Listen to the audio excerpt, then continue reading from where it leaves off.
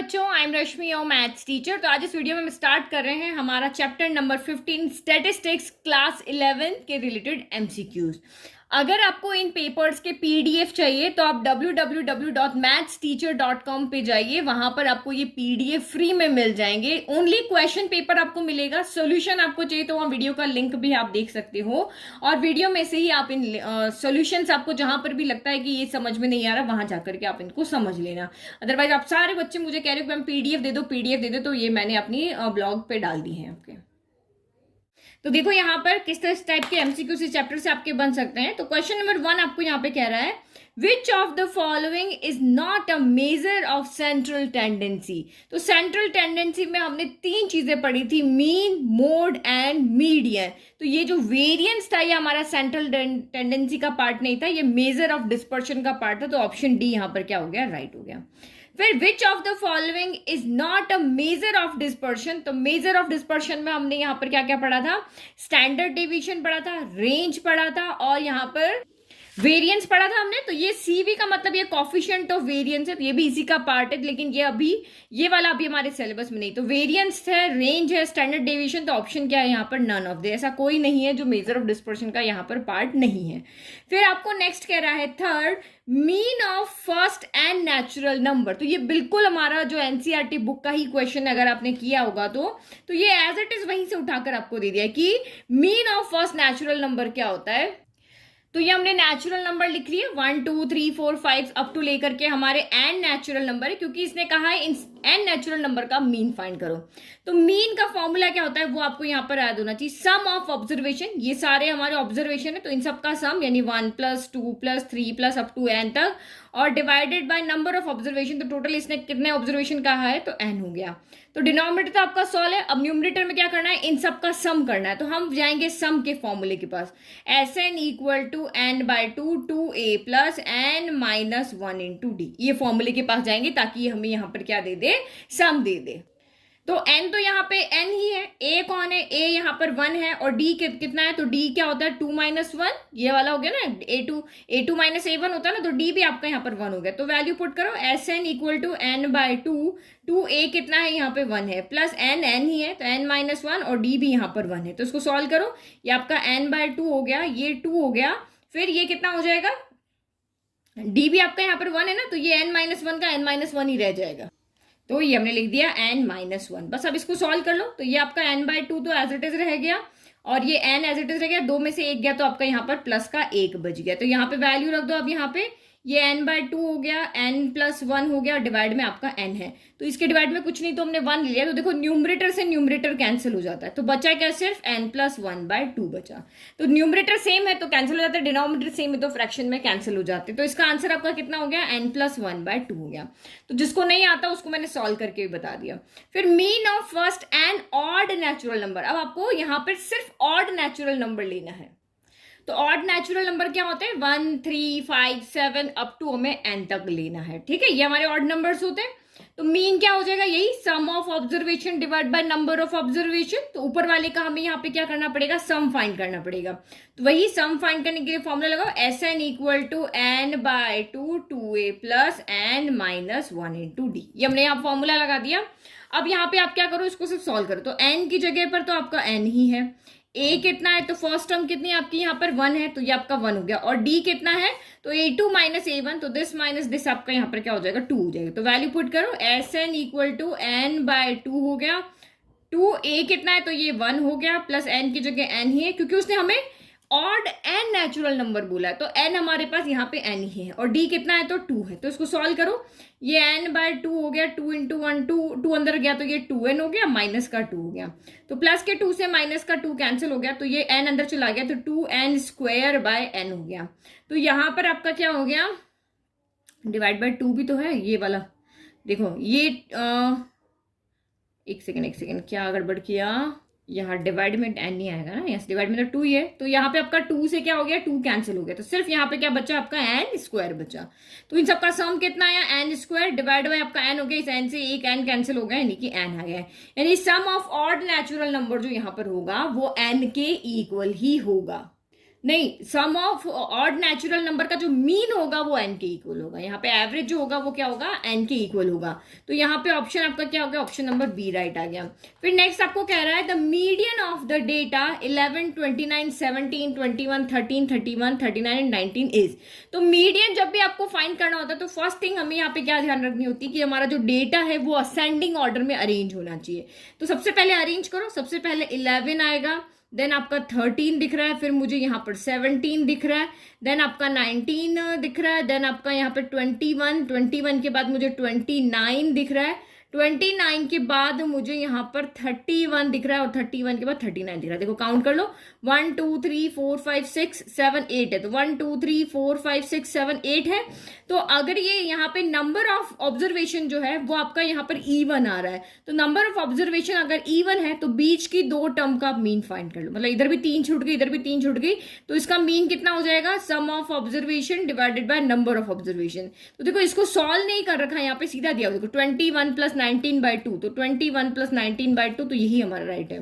तो इसको सॉल्व करोगे तो कितना हो जाएगा, 10 का 0 कैरी 1, तो ये हो गया 40/2। तो 40/2 आपका यहाँ पर कितना आ रहा है, 20 आ रहा है। 20 हमारा कहीं पे आंसर नहीं है, तो ये ऑप्शन ही यहाँ पे हमारा राइट है। फिर नेक्स्ट आपको यहाँ पे कहा if x bar is the mean of on an observation, ये आपके एन ऑब्जर्वेशन है, x1 x2 x3 xn तक है, तो एक्स बार यहाँ पे क्या है, मीन है। Then summation i equal to 1 to n, तो xi माइनस एक्स बार ये यहाँ पर क्या होगा, आपको ये बताना है कि आप यदि सारे मीन को, यहाँ पे जो भी आपका मीन आ रहा है उसको सारे ऑब्जर्वेशन में से आप माइनस कर देते हो और उन सब का जब यहाँ पे सम कर देते हो तो उसको आप क्या कहोगे, मीन डेविएशन अबाउट मीन कहोगे, स्टैंडर्ड डेविएशन कहोगे, जीरो कहोगे, या नन ऑफ दिस यहाँ पे कहोगे। तो देखो ये हमारा मीन डेविएशन अबाउट मीन का फॉर्मूला नहीं होता, आपको फॉर्मूले याद होने चाहिए। इसमें डिवाइड में समेशन fi भी यहाँ पर आता है, तो मीन डेविएशन अबाउट मीन का फॉर्मूला हमारे पास अलग होता है। सारे फॉर्मूला की लिस्ट आपको याद होनी चाहिए, ठीक है। ये देखो ये जो वाला फॉर्मूला है ना, ये मीन डेविएशन अबाउट मीन का फॉर्मूला होता है, और स्टैंडर्ड डेविएशन के फॉर्मूला ये तो नहीं होता, हमारे पास अलग अलग बहुत सारे उसके फॉर्मूला है ग्रुप के लिए, अनग्रुप के लिए, लेकिन ये फॉर्मूला वहां पर कहीं पर भी नहीं आता है। तो ये भी नहीं है, ये भी नहीं है। अब ये तो हम देखते हैं, जब ये ऑप्शन भी नहीं होगा तब ये वाला होगा, तो ये 0 इसकी वैल्यू आ रही कि नहीं, तो अब हमें इसको क्या करना पड़ेगा, सॉल्व करके देखना पड़ेगा, क्योंकि ना तो ये मेन डेविएशन बता रहा है ना ये स्टैंडर्ड डेविएशन बता रहा है। तो अब इसको देखो सॉल्व करते हैं, हमें सिग्मा को सॉल्व करना बहुत अच्छी तरीके से आता है, हमने सिग्मा फंक्शंस को सॉल्व किया है। तो summation i equal to 1 to n, आपको क्या कह रहा है, xi माइनस एक्स बार कह रहा है। हम सिग्मा को इसके पास लेकर जाते हैं, मतलब इसका अलग और इसका अलग कर देते हैं। तो जहां पर भी i लिखा होगा सिग्मा उसके साथ आ जाएगा, और जहां नहीं लिखा होगा i वो उसके लिए कांस्टेंट हो जाता है। तो summation i equal to 1 to n आपका xi के पास गया, तो i यहाँ पे 1 आएगा, फिर 2 आएगा, 3 आएगा, 4 आएगा, क्योंकि i है और i की वैल्यू 1 to n होती है, तो हम यहाँ पे वैल्यू पुट करेंगे, तो ये तो इसके साथ लग जाएगा। फिर माइनस एक्स बार एक मीन है जो इसके लिए सिग्मा के लिए कांस्टेंट है, क्योंकि मीन क्या होता है, एक नंबर होता है ना। ये तो आपका पूरा का पूरा एक टेबल है, एक्स आई हमारे पास वैल्यू होती है ना टेबल में, जैसे आप यहाँ पे देखो, यहाँ का एक क्वेश्चन में टेबल हो तो बताती हूँ। हाँ यहाँ पे देखो इस क्वेश्चन में है कहीं टेबल, ये वाला, जैसे ये आपके इस तरह से टेबल में जो वैल्यू होती है वो xi होती है ना, लेकिन मीन जो हम कैलकुलेट करते हैं वो तो हमारी एक वैल्यू होती है, ये x1 पे है, ये x2 पे है, ये x3 पे है, ये x4, इस तरह से हमारा डेटा होता है ना। जैसे आप यहाँ पर भी देखो ये ऑब्जर्वेशन है ना, हम जैसे यहाँ पे लिखते हैं, तो ये x1 है, ये x2 है, ये x3 है, ये x4, इस तरह से हमारे ऑब्जर्वेशन होते हैं। तो ये हम यहाँ पे इसके लिए कांस्टेंट है, तो सिग्मा इधर आ जाएगा, i equal to 1 to n, और x बार को अगर मैं यहाँ पे 1 से मल्टीप्लाई कर दूं तो मैं यहाँ पे 1 लिख दूं, उससे कोई फर्क नहीं पड़ेगा, समेशन है तो किसी का तो होगा। ये बाहर आ गया, तो अब यहाँ पे x बार कितनी बार आएगा इस वाली टर्म में, अगर आप x बार देखोगे तो जितनी बार ये x आएगा उतनी बार आपका यहाँ पर x बार आएगा। तो अब इसको भी बस यहाँ पे सॉल्व कर लो, तो समेशन xi, इसको तो हम यहाँ सॉल्व नहीं कर सकते क्योंकि ये कह रहा है कि सारी सम ऑफ ऑब्जर्वेशन है, ये क्या है आपका xi, sigma i equal to 1 to n के xi के साथ लगा, इसका मतलब सम ऑफ ऑब्जर्वेशन है, और सम ऑफ ऑब्जर्वेशन का हमारे पास कोई फॉर्मूला नहीं होता, ये हम ऐसे जस्ट लिख लेते हैं। और ये माइनस का x बार हो गया, और इसका सिग्मा यानी 1 कितनी बार आ रहा है, 1 टाइम, 2 टाइम, 3 टाइम, 4 टाइम, तो 1 आपका n टाइम आ रहा है, तो यहाँ पर आपका n हो जाएगा। तो आपने ये सिग्मा को सॉल्व करना आपको बहुत अच्छी तरीके से आता है, मैंने आपको बहुत पहले भी समझा दिया है, और नहीं आता है तो आप इंट्रोडक्शन वीडियो देखो, वहां आपको अच्छे से समझ में आ जाएगा। तो अब यहाँ पे इसको क्या करें, क्योंकि हमारे ये आंसर भी नहीं आ रहा, तो अब और आगे इसको सॉल्व करना पड़ेगा, i equal to 1 to n xi minus n। अब आप देखो x बार का फॉर्मूला क्या होता है, x बार का फॉर्मूला होता है सम ऑफ ऑब्जर्वेशन, यानी कि सारे यहाँ पर x का सम divided by number of observation, यही होता है ना, जब सॉल्व करो तो कुछ तो करना पड़ेगा। तो हमने x बार की जगह लिखा summation i equal to 1 to n xi upon sum of observation divide by number of observation. मैंने इसको चेंज करके ये लिख दिया, n से n कैंसिल हो गया, फिर ये और ये टर्म तो सेम आ रही, तो ये भी इससे कैंसिल हो जाएगी। आंसर क्या आ जाएगा मेरा यहाँ पर 0। तो आंसर मेरा यहाँ पर कितना हो गया है C0। तो ये आपका यहाँ पर आ गया। नाउ क्वेश्चन नंबर 7 देखो, if x bar is the mean of n observation x1 x2 x3 xn, then ये तो मैंने अभी आपको बताया था कि ये मीन डेविएशन अबाउट मीन का फॉर्मूला है 1 upon n sigma i equal to 1 to n xi minus x bar का मॉड्यूलस, यहाँ पे ये हो गया। तो ये रहा हमारा फॉर्मूला, तो डायरेक्ट फॉर्मूला। तो फॉर्मूला भी आपको यहाँ याद रखना है, क्योंकि एग्जाम में आपको डायरेक्ट यहाँ से फॉर्मूला भी पूछ सकते हैं कि ये वाला फॉर्मूला किसका है, वो किसका है। नाउ नेक्स्ट देखो, if the mean of x1 x2 x3 up to xn is x बार है, then mean of n observation, ये आपके n ऑब्जर्वेशन है, इनका मीन यहाँ पर कितना होगा। तो हमें पता है मीन चाहे किसी भी कितनी भी टर्म का दे, चाहे एक साथ 3 टर्म, यहाँ पे जैसे 2-2 टर्म का सम है ना, चाहे 3-3 टर्म के सम का दे, कैसे भी दे, मीन का हमारे पास एक ही फॉर्मूला होता है, सम ऑफ ऑब्जर्वेशन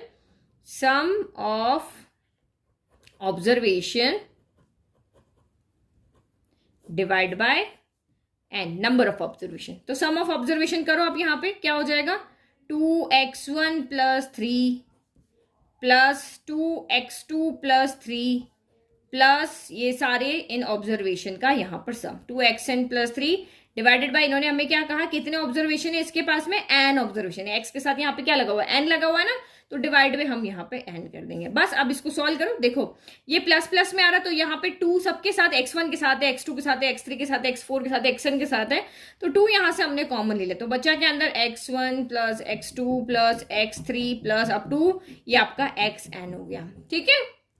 और फिर ये आपका 3 है, ये 3 कितनी बार ऐड होगा, n टाइम, देखो 2 टाइम ऐड होता तो 3 प्लस 3 6 हो जाता, 3 टाइम ऐड होता तो 3 प्लस 3 प्लस 3 आपका यहाँ पर क्या होता 9 हो जाता, n टाइम ऐड होगा तो हम इसको यहाँ पर क्या लिख सकते हैं 3n लिख सकते हैं। तो डिवाइड बाय आपका यहाँ पर क्या होगा n ही रहेगा, ये मैंने यहाँ पे इसको लिख दिया। तो ये आप इसको यहाँ पे क्या कर सकते हैं, ये समेशन ऑफ xi है, तो मैं इस n को अलग अलग कर देती हूँ, देखो इसके साथ अलग कर देती हूँ, x1 plus x2 plus x3, मुझे जो फॉर्मूलाज दिमाग में है मैं वो बना रही हूँ। ये डिवाइड बाय आपका n हो गया और ये 3n बाय आपका n हो गया, तो यहां से तो n से n कैंसिल हो गया। अब आपको यहाँ पे क्या हो रहा है, ये सम ऑफ ऑब्जर्वेशन x, जितने भी ऑब्जर्वेशन कितने हैं x1 x2 x3, इन सब के ऑब्जर्वेशन में कोई आप किससे डिनोट कर सकते हैं आप, ये मीन है, इन सारे ऑब्जर्वेशन का जो मीन है वो x बार है। तो मीन का फॉर्मूला क्या होता है, sum of observation divided by number of observation. तो ये पूरा आपका यहाँ पर क्या हो गया, ये आपका पूरा यहाँ पर x बार हो गया। तो आप इसको लिख लो यहाँ पे, ये क्या हो गया 2x बार प्लस यहाँ पे क्या हो जाएगा आपका 3 हो जाएगा। तो ऑप्शन आपका कौन सा यहाँ पर राइट हो गया, तो ऑप्शन बी यहाँ पर राइट हो गया।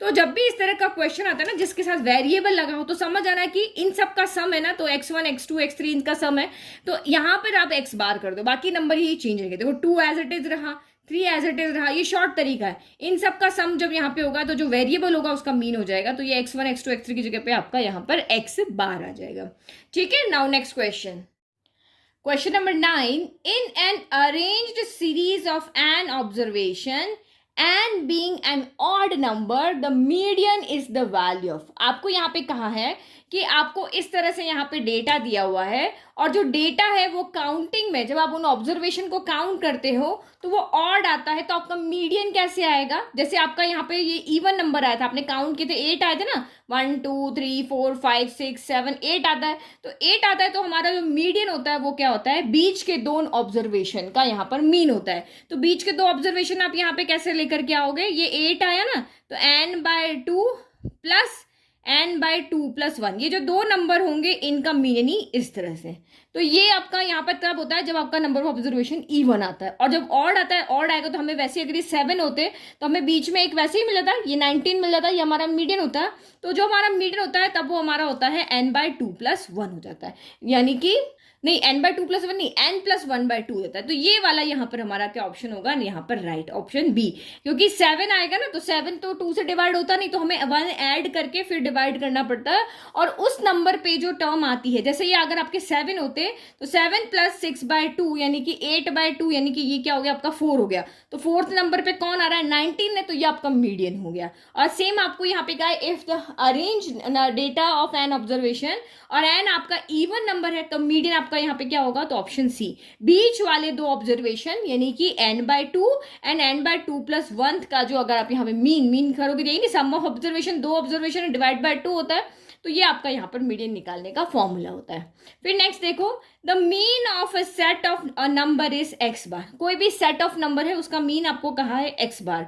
If each number is multiplied by lambda, और हमें यहाँ पे जो भी नंबर है जिसका मीन निकालना है उसको हम लैम्बडा से मल्टीप्लाई करते हैं, then the mean of the new set of the number is. तो आप यहाँ पे अगर सारे ही नंबर को सेम नंबर से मल्टीप्लाई कर देते हो तो अब आपका मीन यहाँ पर क्या होगा। तो ये छोटी छोटी चीजें हैं, आगे और भी आएगी, तो आप इसको यहाँ पर याद रख लो कि अगर हमारा मीन x बार है और हम सारे ऑब्जर्वेशन को यहाँ पे लैम्बडा से मल्टीप्लाई कर रहे हैं, तो मीन को भी यहाँ पे हमें क्या करना पड़ेगा, लैम्बडा से मल्टीप्लाई करना पड़ेगा। तो ये आप यहाँ पे क्या लिखोगे, when each item is multiplied by lambda, तो mean is also multiplied by lambda. ये एग्जाम्पल से और समझा देती हूँ। ये देखो मैंने आपको एग्जाम्पल भी बता दिया, मैंने 3 नंबर लिए यहाँ पे, उनका मीन निकाला, 8, 6 और 10 लिया। तो मीन क्या होता है, sum of observation divide by number of observation. 8 आपका यहाँ पर आंसर आ गया, सम 24 आया ना। नाउ अब यहाँ पे लैम्बडा मैंने क्या लिया, लैम्बडा मैंने 2 लिया। देखो 2 से मैंने इसको भी तीनों को मल्टीप्लाई किया, अगेन मैंने मीन कैलकुलेट किया, तो ये मेरा यहाँ पर कितना आ रहा है, 16 आ रहा है। तो यानी कि यहाँ पर जो मीन आ रहा था वो 8 आ रहा था, और अब जो मीन आ रहा है वो 8 × 2 आ रहा है, यानी कि जिससे नंबर से हमने मल्टीप्लाई किया था, तो मीन को भी हम उसी नंबर से मल्टीप्लाई करेंगे। तो ये छोटे छोटे जो फैक्ट है ना, वो आप यहाँ पे याद रखो कि ये चीज आपकी याद रखने की यहाँ से जो आपके काम आएगी, कि अगर हम किसी भी सेट का मीन निकालते हैं वो x बार आता है, और उस सेट को हम किसी एक ही नंबर से मल्टीप्लाई करते हैं, तो हमारा मीन को भी हमें उसी नंबर से मल्टीप्लाई करना पड़ेगा, तब हमारा न्यू यहाँ पर मीन होगा। तो ये आप स्टैटिस्टिक्स के जहां पर भी आपने नोट्स बनाए हैं ना, ये चीज वहां पे आप इसको नोट डाउन कर लो, ये वाली चीज आपके लिए बहुत इंपॉर्टेंट है। ठीक है, ऐसे ही आगे भी और आएगी। देखो mean of n observation is x1, x2, x3, xn is x bar. अब यह कह रहा है कि एन ऑब्जर्वेशन का जो मीन है वो x बार है। If an observation xp is replaced by xp dash then new mean is। अब यहाँ पे इस तरह के क्वेश्चन ऐसे आते हैं कि आपने कोई डेटा कलेक्ट किया, जैसे मैंने ये डेटा यहाँ पर कलेक्ट किया, मीन निकाल दिया, सब कुछ कर लिया, मेरा मीन यहाँ पर ये आ गया था। फिर बाद में मुझे रियलाइज हुआ कि यार ये वाला ऑब्जर्वेशन मैंने रॉन्ग ले लिया, इसकी जगह तो मुझे ये वाला ऑब्जर्वेशन लेना था। तो ये पूछ रहा है कि ये जो आपने मीन ले लिया है और इसमें से किसी एक ऑब्जर्वेशन को अगर xp है ये, इसको आप x-p से रिप्लेस कर देते हो तो न्यू मीन क्या हो जाएगा। तो कुछ भी नहीं यहाँ पे करना है, देखो सिंपल सी चीज समझो यहाँ पर। ठीक है, तो ये हमें यहाँ पे दिया हुआ है x बार जो है वो इन सारे ऑब्जर्वेशन का मीन है, तो हमने लिख दिया। तो अब नेक्स्ट इसने क्या कहा कि भाई इसमें एक यहाँ पे ऑब्जर्वेशन भी था, उसको मैं यहाँ पे वेरिएबल में समझा रही हूँ। वेरिएबल में दिया ना, ये xp जो था वो मैंने रॉन्ग नोट कर लिया है, यहाँ पर x-p होना चाहिए था, यहाँ पे xp ना होके कौन होना चाहिए था, x-p होना चाहिए था। तो अब मेरा मीन यहाँ पे क्या हो जाएगा, अब जो मेरा x बार होगा न्यू वाला, उसमें क्या करेंगे, जो रॉन्ग था उसको हटा देंगे और उसकी जगह पे ये रख देंगे। तो भाई हमने यहाँ पे क्या किया, x1 + x2, ऑब्जर्वेशन थोड़ी ना चेंज हुए, 5 ऑब्जर्वेशन थे, 5 में से रॉन्ग को हटा के उसकी जगह दूसरा रख दिया, तो 5 की जगह तो 5 ही रहे, कोई भी ऑब्जर्वेशन हमने बढ़ाया थोड़ी ना। तो ये x3 रह गया, प्लस प्लस चलते रहे, xp आ गया, प्लस प्लस यहाँ पर हम चलते रहे, xn आ गया। अब हमें पता है ये वाला गलत है, तो इसको हमने यहाँ पर सब्ट्रैक्ट कर दिया, और जो हमारा राइट वाला था x-p उसको हमने यहाँ पर ऐड कर दिया। यही काम किया ना, इसको यहाँ से हटा दिया, इसको सब्ट्रैक्ट, मान लो कि ये 5 था और जो रॉन्ग है वो 5 है और जो राइट है वो 6 है, तो 5 को सब्ट्रैक्ट कर दिया, 6 को यहाँ पर ऐड कर दिया, और फिर वहीं पे अगेन सम, जो हमारा जो फॉर्मूला था वही का वही लगा दिया कि sum of observation divide by number of observation. तो अब आप एक चीज यहाँ पे समझो, अब इसको हमें सॉल्व करके बता देना है कि हमारा न्यू मीन क्या होगा, ये जो न्यू x बार है वो हमारा यहाँ पर क्या होगा। तो बस इसको सॉल्व करें, इसको सॉल्व करके आंसर आ जाएगा। तो आप यहाँ पे देखो, यहाँ से हम इसकी वैल्यू कुछ रख सकते हैं, ये x1 plus x2 plus x3 plus xp, यहाँ से यहाँ तक अगर मैं यहाँ से इसकी वैल्यू निकाल लेती हूँ तो ये वैल्यू मैं यहाँ पे पुट कर लूंगी, तो इसकी वैल्यू यहाँ पे कैसे आएगी, n को उधर भेज दो, तो n x बार यानी किसके इक्वल हो जाएगा, x1 plus x2 plus x3 plus up to यहाँ पर xn के इक्वल हो जाएगा, प्लस xp भी है इसमें। तो यहाँ से यहाँ तक की वैल्यू मुझे पता है, तो पुट करो यहाँ पर जो आपका न्यू x बार है वो कितना आ जाएगा, इसकी वैल्यू कितनी है, n x बार है, तो ये हो गया n x bar minus xp plus x dash p upon का n हो गया। तो ये आप हमेशा यहाँ पर भी इस तरह का याद रख लो कि जब भी कोई अभी और भी क्वेश्चन आएंगे, किसी एक ऑब्जर्वेशन को हटाना है और उसको रखना है, तो आप यहाँ पे क्या करो, जो ऑब्जर्वेशन हटाना है उसको माइनस कर दो, जो रखना है उसको प्लस कर दो, और ये जो आपका यहाँ पर ये एन एक्स बार जो पहला वाला ऑब्जर्वेशन था ना पूरा का पूरा, वो दिमाग में आप फिट कर लो कि ये इधर जाके इसकी वैल्यू यहाँ पे एन एक्स बार आ जाएगी। तो एन एक्स देखो, डिवाइड में तो नंबर ऑफ ऑब्जर्वेशन जो थे वो है ही है, ऊपर जो आपका सम ऑफ ऑब्जर्वेशन जो था वो तो है ही है, जो सबट्रैक्ट किया वो है, जो हमने प्लस किया वो है, बस यहाँ पे एन एक्स बार और यहाँ पर आ जाएगा। तो कौन सा ऑप्शन आपका राइट हो गया यहाँ पर, तो 12 का ऑप्शन आपका यहाँ पर हो गया, ऑप्शन नंबर सी हो गया। नाउ नेक्स्ट क्वेश्चन नंबर 13, फिर से हमारा डायरेक्ट क्वेश्चन है, for a frequency distribution the mean deviation about mean is given by, तो जहां पे डी आई क्या है, वाई आई माइनस वाई बार है, तो मीन डेविएशन अबाउट मीन का आपको सीधा सा फॉर्मूला होता है समीशन एफ आई, देखो यही होता है ना हमारा एक्स आई माइनस एक्स बार में हमने देखा मॉड्यूलस ऑफ हम एक्स आई माइनस एक्स बार लाते हैं, फिर उसको एफ आई से मल्टीप्लाई करते हैं, हमने किया हुआ है ना। मीन डेविएशन मीन डेविएशन में क्या होता है, मॉड्यूलस आता है, स्टैंडर्ड डेविएशन वेरिएंस में क्या आता है, होल स्क्वायर आता है ना, यही आपका डिफरेंस था। तो ये हमारा यहाँ पर क्या हो गया, फॉर्मूला हो गया, summation of F I D I upon summation of F I हो गया। फिर standard deviation of first and natural number is, तो आपको यहाँ पे क्या कह रहा है, आप यहाँ पे स्टैंडर्ड डेविएशन फाइंड करके बताओ। तो स्टैंडर्ड डेविएशन फाइंड करने के हमारे पास यहाँ पे ये डेटा जो होगा कैसा होगा, अनग्रुप्ड होगा भाई, एन नेचुरल नंबर मतलब 1 हो गया, देन 2 हो गया, देन 3 हो गया, देन 4 हो गया, आपका यहाँ पर ये आपका 5 हो गया अप टू n तक, तो ये आपका कैसा डेटा हुआ, अनग्रुप्ड डेटा हुआ। तो मैंने आपको पहले भी बताया था कि ये अनग्रुप्ड डेटा के लिए जो आपका यहाँ पर फॉर्मूला होता है स्टैंडर्ड डेविएशन फाइंड करने का, वो हम देखो स्टैंडर्ड डेविएशन एक्चुअल में क्या होता है, स्टैंडर्ड डेविएशन होता है अंडर रूट ऑफ वेरिएंस होता है, यही होता है ना फॉर्मूले में हमने देखा है, दोनों में कोई डिफरेंस नहीं होता, कोई दोनों के अलग फॉर्मूला नहीं होता है, बट वेरिएंस का स्क्वायर रूट कर दो तो आपका स्टैंडर्ड डेविएशन आ जाता है। तो हमने यहाँ पर फॉर्मूला देखा था, पहले हम वेरिएंस कैलकुलेट करते हो फिर उसका रूट कर लेंगे, तो वेरिएंस कैलकुलेट करने का फॉर्मूला था, तो ये वाला फॉर्मूला हम यहाँ पे लगाएंगे। तो ये देखो ये सेम टू सेम क्वेश्चन जो है वो आपकी एनसीईआरटी बुक की एक्सरसाइज 15.2 का क्वेश्चन नंबर 2 है। तो आंसर पूरा मैंने अपलोड कर रखा है, वहां पे आपको स्टैंडर्ड डेविएशन है ओनली वेरिएंस कैलकुलेट करने के लिए कहा था, तो ये हमने कैलकुलेट किया था। तो वेरिएंस जब हमने वहां पे कैलकुलेट किया था तो वो हमारा आ रहा था वहां पे n स्क्वायर माइनस 1/12 आ रहा था। तो अब हमें स्टैंडर्ड डेविएशन यहाँ पर कैलकुलेट करना है, तो यहाँ इसका सिर्फ क्या हो जाएगा, स्टैंडर्ड डेविएशन में इसका रूट आ जाएगा। तो ये आया कैसे, ये पूरा आप वहां वीडियो में जाके देख लेना तो आपको अच्छे से समझ में आ जाएगा। मैं यहाँ पे एक बार एक्सप्लेन कर चुकी हूँ इसलिए बार बार नहीं कर रही हूँ। तो इसका आंसर आपका ऑप्शन कौन सा राइट हो जाएगा, तो 14 का ऑप्शन जो हो जाएगा ऑप्शन बी राइट हो जाएगा। ये पूरा फॉर्मूला बता दिया, अब आप यहाँ पे जाके इसको अच्छे से देख लेना, नहीं तो पूरा 5-7 मिनट इस क्वेश्चन को सॉल्व करने में लग जाएगा। 15.2 एक्सरसाइज का क्वेश्चन नंबर 2 है ये आपका।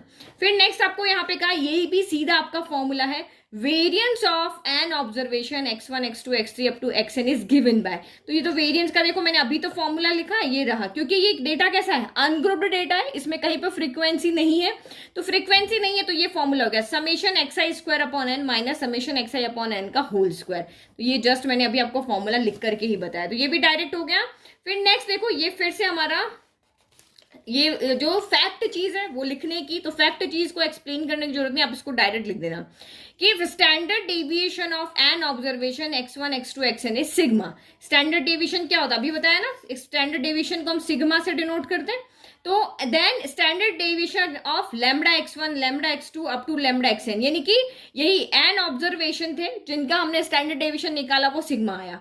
अब सारे ऑब्जर्वेशन को आपने लैम्डा से यहाँ पे मल्टीप्लाई कर दिया, तो अब यहाँ पे स्टैंडर्ड डेविएशन क्या होगा, तो स्टैंडर्ड डेविएशन होगा सिग्मा को हम यहाँ पे क्या करेंगे, मॉड्यूलस ऑफ लैम्डा से मल्टीप्लाई कर देंगे। तो ये आंसर हमारा यहाँ पर हो जाएगा, ठीक है, ओनली लैम्डा से नहीं, मॉड्यूलस ऑफ लैम्डा से, क्योंकि रूट में जो ये आएगा ना स्क्वायर आता तो under root of lambda square कुछ इस तरह से आएगा, तो ये जब अंडर रूट से बाहर निकलता है तो मॉड्यूलस ऑफ लैम्डा हो जाएगा, पॉजिटिव हो जाएगा। तो ये फैक्ट वाली चीज है, आप as it is note down कर लो कि मीन में क्या होता है, मीन में लैम्बडा सीधा का सीधा मल्टीप्लाई होता है, स्टैंडर्ड डेविएशन है मॉड्यूलस ऑफ लैम्बडा जो है वो वेरिएंस के साथ मल्टीप्लाई होगा। अभी हमने थोड़ी देर पहले देखा था ना, यहाँ पर लैम्बडा एक्स बार हो गया था, यहाँ मॉड्यूलस ऑफ लैम्बडा और यहाँ पे स्टैंडर्ड डेविएशन हो जाएगा। Next question number 17, the median of set of 9 observation is 20.5। तो इसने कहा है कि यहाँ पे 9 ऑब्जर्वेशन है आपके पास में, x1 है, देन x2 है, देन x3 है, देन x4 है, देन x5 है, फिर x6 है, x7 है, x8 है और x9 है, और इन सब का जो मीडियन है वो आपका यहाँ पर कितना आ रहा है, 20.5 आ रहा है। If each of the largest 4 observation is increased by 2, तो लार्जेस्ट ऑब्जर्वेशन क्या होगा, क्योंकि हमारा मीडियन की जब भी बात होती है तो हमें ऑब्जर्वेशन को यहाँ पे क्या करना पड़ता है, असेंडिंग ऑर्डर में अरेंज करना पड़ता है। तो ये असेंडिंग ऑर्डर में अरेंज है, 1 है देन 2 है, ऐसे उल्टे सीधे थोड़ी ना कि 1 हो गया फिर 9 आ गया फिर 4 आ गया, ऐसे नहीं, असेंडिंग ऑर्डर में अरेंज है 1 2 3 4 5 6। तो इसने कहा कि जो लार्जेस्ट 4 ऑब्जर्वेशन है, लार्जेस्ट 4 ऑब्जर्वेशन कहाँ होंगे, लास्ट में होंगे।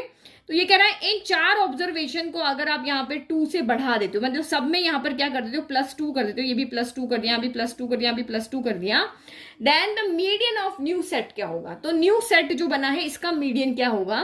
तो आप यहाँ पे देखो, जब हमारा नंबर ऑफ ऑब्जर्वेशन 9 था तो मीडियन यहाँ पे क्या होगा, मीडियन आपका यहाँ पर निकालने का फॉर्मूला होता है n+1/2th ऑब्जर्वेशन, n+1/2th ऑब्जर्वेशन या टर्म लिख ले। तो 9 यानी कि 9+1 यानी कि 10/2 यानी कि आपका यहाँ पर हो गया 5th ऑब्जर्वेशन, जो आपका 5th ऑब्जर्वेशन है या 5th टर्म जो है वो आपका यहाँ पर मीडियन होगा। तो 1 2 3 4 5 ये जो नंबर है, यानी कि इस पोजीशन पे जो नंबर आ रहा होगा वो हमारा यहाँ पर मीडियन होगा।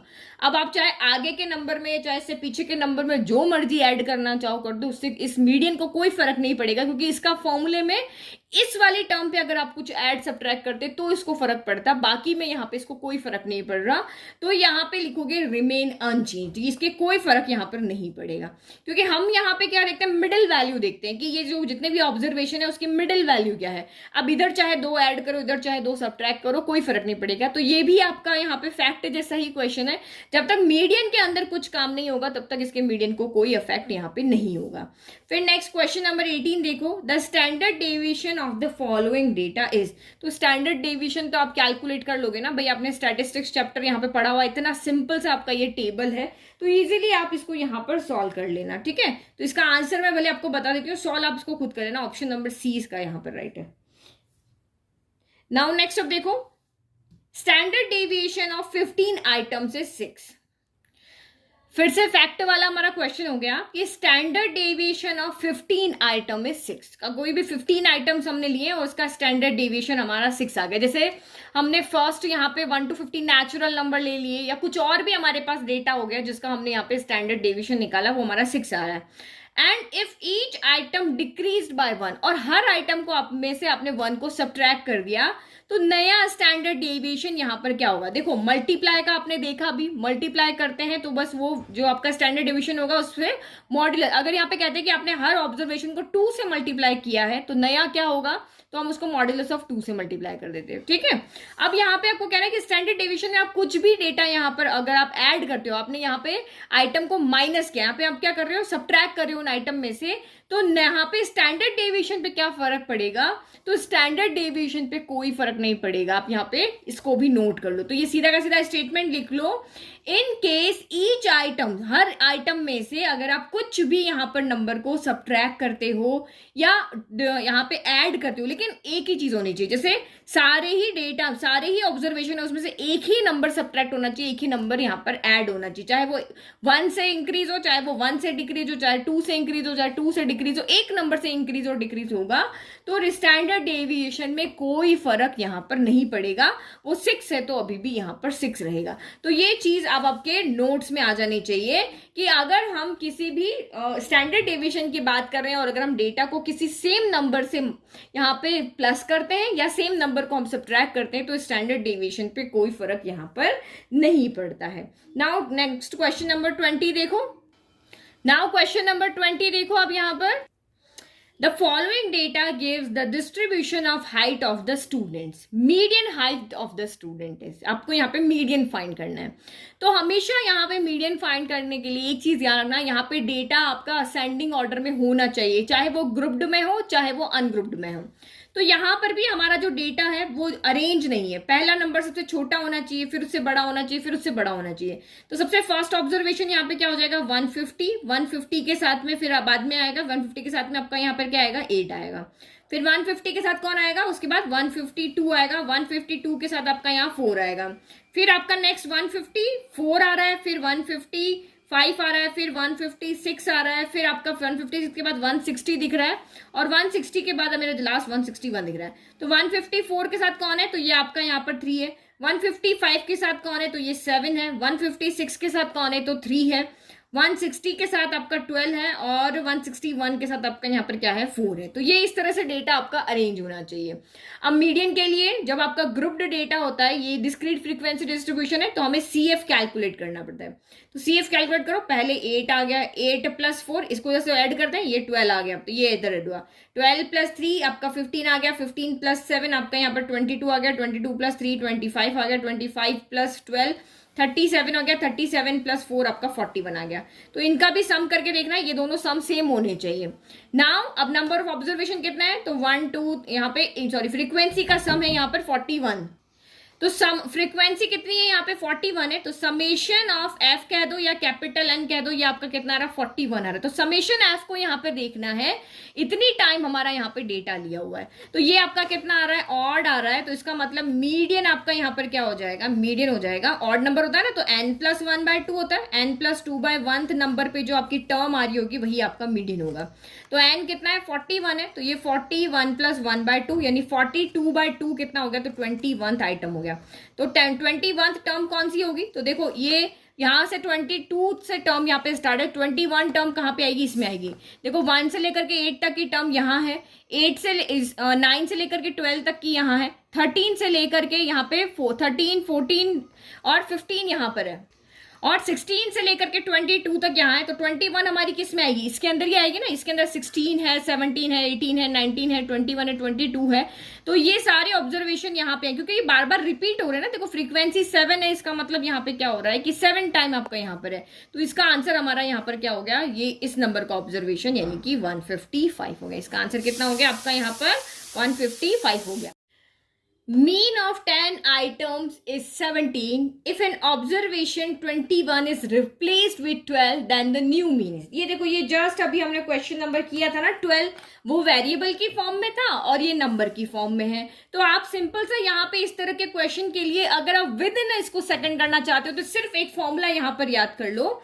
तो हमारा फॉर्मूला क्या था, न्यू मीन का, यहाँ पे लिख के बताती हूँ। देखो ये हमारा पेपर था ना, अभी क्वेश्चन नंबर 12 क्या था ना, उसमें हमारा फॉर्मूला यहाँ पे क्या बन रहा था, new mean x bar equal to क्या था, एन एक्स बार। जिस ऑब्जर्वेशन को रिप्लेस करना है उसको सब्ट्रैक्ट कर दो, जिसको ऐड करना है, जिसको यहाँ पे जो गलत था उसको सब्ट्रैक्ट कर दो, जो राइट था उसको ऐड कर दो, डिवाइड बाय आप n कर दो। ये सिंपल फॉर्मूला है।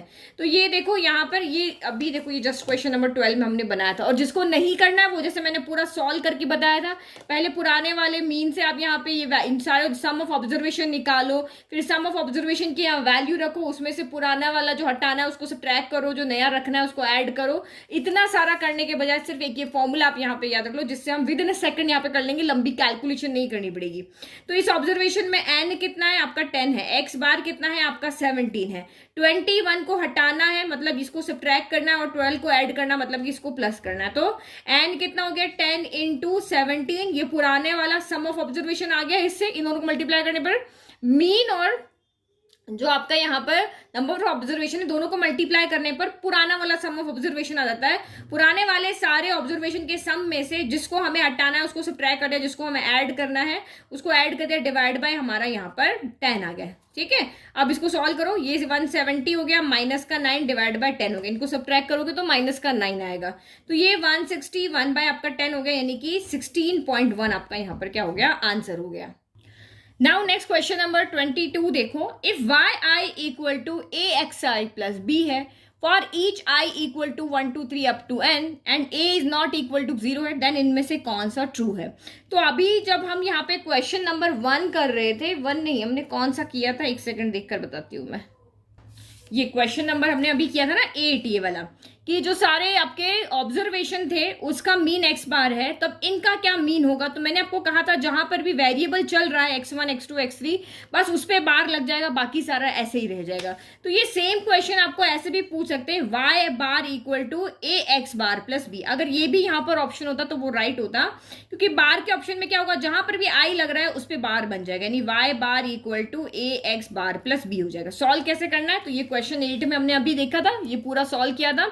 तो ये अगर मीन आपका x बार है तो जहां पर भी इस सारी टर्म में कुछ ऐड कर दो, कुछ मल्टीप्लाई कर दो, तो जो भी आप यहाँ पे, क्योंकि मीन के अंदर ये रूल होता है कि आप किसी भी नंबर को ऑब्जर्वेशन से मल्टीप्लाई करते हो तो वो मीन से भी मल्टीप्लाई हो जाता है। किसी भी ऑब्जर्वेशन को अगर आप मीन में ऐड करते हो तो वो यहाँ पर भी ऐड हो जाता है। ये मीन का रूल होता है, ये मीन के फैक्ट होते हैं। तो यहाँ पे हमारा जो x, यहाँ पे x बार, यहाँ पे ऑब्जर्वेशन के अगर मैं 2 से मल्टीप्लाई किया तो मीन में भी हो जाएगा, ऑब्जर्वेशन में हमने 3 को ऐड किया तो यहाँ मीन में भी वो ऐड हो जाएगा। तो सेम यहाँ पर भी ऐसे ही होगा। ये यहाँ पर अगर इसका मीन निकालते हैं तो वाई आई वाई बार बन जाएगा, एक्स आई आपका एक्स बार बन जाएगा और ये हो जाएगा।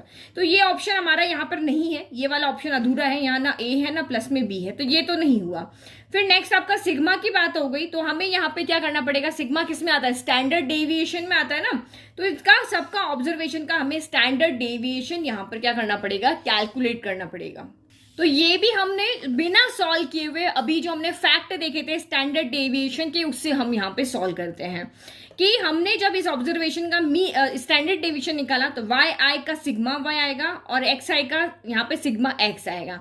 अभी आपने यहाँ पे क्या पढ़ा था, ये वाला यहाँ पे देखो, अगर आपका यहाँ पर कोई भी ऑब्जर्वेशन है जिसका आप स्टैंडर्ड डेविएशन निकालते हो तो सिग्मा आता है। अगर ऑब्जर्वेशन को आप किसी भी एक नंबर से मल्टीप्लाई कर दो, किसी एक कॉमन नंबर से अगर आप मल्टीप्लाई करते हो तो उसका स्टैंडर्ड डेविएशन क्या हो जाता है, वो उसका स्टैंडर्ड डेविएशन भी उस नंबर के मोड से मल्टीप्लाई हो जाता है। तो यहाँ पे हम क्या देख रहे हैं, यहाँ पे तो कोई मल्टीप्लाई है नहीं, यहाँ पर ये यहाँ पे मल्टीप्लाई है, तो ये मॉड्यूलस ऑफ ए हो जाएगा। ये देखो, ये सिग्मा वाई हो गया, एक्स आई का सिग्मा एक्स हो गया, और ये ए ना होके यहाँ पे क्या हो जाएगा, मॉड्यूलस ऑफ एक्स हो जाएगा। और दूसरा आप कहोगे कि मैम यहाँ बी भी तो ऐड हो रहा था, इसका तो कुछ नहीं किया। तो मैंने अभी जस्ट यहाँ पे आपको बताया था कि अगर हम किसी भी ऑब्जर्वेशन में कुछ भी इंक्रीज करें या डिक्रीज करें, उससे ऑब्जर्वेशन पे कोई फर्क नहीं पड़ता, आपका स्टैंडर्ड डेविएशन यही रहता है। ये अभी हमने किया था क्वेश्चन नंबर, ये वाला standard deviation 15 item is 6 and if each item decreased bye 1। तो मैंने अभी बताया था ना, किसी भी आइटम के अंदर अगर यहाँ पे किसी भी ऑब्जर्वेशन के अंदर अगर यहाँ पे कुछ भी ऐड कर दो, कुछ भी सब्ट्रैक्ट कर दो, स्टैंडर्ड डेविएशन पे उसका कोई इफेक्ट नहीं पड़ता है। लेकिन मल्टीप्लाई अगर आप यहाँ पे किसी भी एक कॉमन नंबर से करते हो तो वो नंबर, उसका मॉड्यूलस जो होगा वो वहां पे मल्टीप्लाई हो जाएगा। अगर यहाँ पे वाई आई के साथ भी कोई वेरिएबल मल्टीप्लाई होता, सी होता, तो यहाँ पे मॉड्यूलस का सी हो जाता। तो ये सीधा ऑब्जर्वेशन वाली चीज है, लंबी चौड़ी कैलकुलेशन वाली नहीं। कैलकुलेट करने बैठेंगे तो 5-7 मिनट लग जाएंगे। तो ये फैक्ट वाली चीज आप अपने दिमाग में रखो, एक अपना नोट्स बना लो जिसमें मीन की प्रॉपर्टीज लिख लो, स्टैंडर्ड डेविएशन की प्रॉपर्टीज आप वहां पर लिख लो। तो जो भी हमारा नेक्स्ट वीडियो जब भी मैं बनाऊंगी ना, तो मैं आपको इनकी प्रॉपर्टीज लिखवा दूंगी ताकि आप इजीली इनको यहाँ पर याद रखोगे कि क्या स्टैंडर्ड डेविएशन की प्रॉपर्टी होती है, क्या आपकी यहाँ पर, या मैं कोई शॉर्ट वीडियो बना लूंगी मीन की क्या प्रॉपर्टी, भाई किसी से मल्टीप्लाई करो, ऐड करो, डिवाइड करो, उस मीन पे क्या इफेक्ट पड़ेगा, स्टैंडर्ड डेविएशन पे क्या इफेक्ट पड़ेगा, वो हम बाद में देख लेंगे। फिर ये एक वाला क्वेश्चन अभी आपके नहीं है कोर्स में, टर्म 1 में आपका ये नहीं आएगा। फिर नेक्स्ट आप यहाँ पे देखो question number 24, if in an experiment with 15 observation it was found that summation xi square जो है वो 2830 है एंड सारे ऑब्जर्वेशन का सम जो है वो 170 है, और सारे ऑब्जर्वेशन का स्क्वायर करके उनका सम करो तो ये 2830 है। One observation 20 was found to be wrong, एक ऑब्जर्वेशन 20 जो हमने देखा कि भाई गलत हमने ले लिया, and wrong and was replaced by 30, ये 20 नहीं होना चाहिए था, 30 होना चाहिए। The correct variance of the data is, तो अब आपका करेक्ट वेरियंस यहां पर क्या होगा, तो ये हमारा वेरिएंस फाइंड करने का फॉर्मूला होता है। तो हमें बस कुछ नहीं करना है, समेशन एक्सआई स्क्वायर जो था उसमें डेटा गलत हो गया, इसको सही करना पड़ेगा, और समेशन एक्सआई को भी हमें सही करना पड़ेगा। तो पहले समेशन एक्सआई स्क्वायर आपको यहाँ पे कितना दिया हुआ है, 2830 दिया हुआ है। अब इसमें यहाँ पे 20 जो ऑब्जर्वेशन है वो रॉन्ग था, तो 20 का स्क्वायर इसमें ऐड होगा, तो हमें 20 के स्क्वायर यानी 400 को तो सब्ट्रैक्ट करना पड़ेगा और 30 के स्क्वायर यानी राइट स्क्वायर जो है उसको हमें यहाँ पर ऐड करना पड़ेगा। तो ये जब आप इसको सॉल्व करोगे तो 900 में से 400 गया 500 जब इसमें ऐड हो जाएगा तो ये 3330 हो जाएगा। और एज इट इज हमें समीशन एक्सआई को भी सही करना पड़ेगा। इसमें क्या हुआ 20 रॉन्ग ऐड हुआ है, उसकी जगह 30 करना है, तो दोनों का डिफरेंस कितना आ रहा है, यहाँ पे प्लस का 10 आ रहा है ना, तो इसमें ऐड कर दो तो ये क्या हो जाएगा 180 हो जाएगा। भाई इसको हटा के ये रखा तो मतलब एक्चुअल में तो 10 ही तो बड़ा है, तो ये 180 हो गया। बस अब आप यहाँ पे वैल्यू पुट करके सॉल्व कर लो, आपका आंसर यहाँ पे आ जाएगा। तो वेरियंस यहाँ पे क्या हो जाएगा आपका समीशन एक्सआई स्क्वायर अब कितना हुआ 3330 एन आपका यहाँ पर कितना दिया हुआ था 15 ऑब्जर्वेशन दिए हुए ना, तो ये आपका यहाँ पर 15 हो गया। फिर माइनस समीशन एक्सआई, तो ये 180/15 का स्क्वायर हो गया। बस अब इसको सॉल्व कर लोगे तो आपका आंसर आ जाएगा। ये 15 से कैंसिल हुआ, 6 टाइम 30 अगेन 3 बचा, 6 टाइम 30 6 टाइम नहीं 2 टाइम 30 2 टाइम 30 2 टाइम 30 और ये आपका 1 टाइम हो गया 15 और 3 तो 15 2 जा हो गया, तो ये हो गया 2 2 2 माइनस 12 का स्क्वायर हो गया 144, तो ये आपका 78 हो गया। तो ये आंसर आपका यहाँ पे 78.00 आ गया। फिर the mean deviation about median of a data is given bye m being the median. तो आपको मीन डेविएशन पूछा है, तो डेविएशन में मॉड्यूलस आता है, तो आपका कौन सा फॉर्मूला यहाँ पर हो जाएगा, तो मीन डेविएशन अबाउट मीडियन का आपका यहाँ पर फॉर्मूला हो जाएगा ये वाला मॉड्यूलस वाला ना, स्टैंडर्ड डेविएशन अगर आपको कहते हैं या आगे वेरिएंस की बात होती है तो ये स्क्वायर आता है, मॉड्यूलस का नहीं होता, सिंपल स्क्वायर होता है। तो ये हमारे पास फॉर्मूला होता है, हम उसमें से यहाँ पे वाई आई लिया हुआ है, कंफ्यूज मत हो ना, मैंने बुक में एक्स आई लिया हुआ है, ठीक है। तो ये हमारा ऑप्शन नंबर बी यहाँ पर राइट है। तो ये हमारे स्टैटिस्टिक्स से रिलेटेड कुछ सिंपल से क्वेश्चन हुए हैं, मेनली इसी तरह के क्वेश्चन एग्जाम में आएंगे, तो आप इनको अच्छे से प्रैक्टिस करो। बाद में और हम देखेंगे किसी, क्योंकि बुक में सर्च कर रही हूँ, क्योंकि मार्केट में भी मैं गई थी, बट मुझे क्लास 11 के लिए अभी कोई बुक ऐसी नहीं मिली कि जिसकी हम यहाँ पे सॉल्व करें। मेनली 10th और 12th की ही बुक से, तो जहां जहां से भी मैं क्वेश्चन निकाल सकती हूँ वहां से निकाल करके आपको प्रोवाइड करवा रही हूँ। ओके, और पीडीएफ अगर आपको चाहिए तो आपको www.mathsteacher.com पे जाना है, वहां पे आपको इन पेज के पीडीएफ फ्री में मिल जाएंगे। क्वेश्चन पेपर के पीडीएफ मिलेंगे, सॉल्यूशन आपको तो मेरे वीडियो में आकर के ही देखना पड़ेगा। ठीक है, थैंक यू।